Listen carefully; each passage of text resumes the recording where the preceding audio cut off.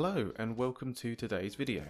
In today's video, I'm going to show you how to remove a solid colour background off an image in Photoshop.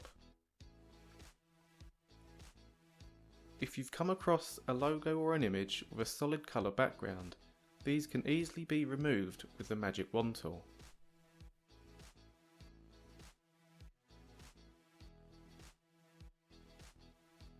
First, unlock the background layer and hide this. You'll see that these grey and white squares will appear. This means that this space is now transparent. Import your image and make it a smart object so it can be edited.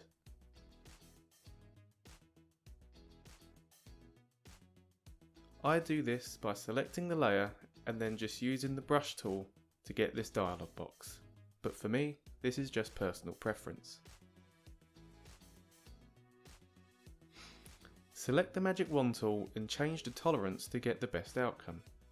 This depends on if there are any shades around the subject.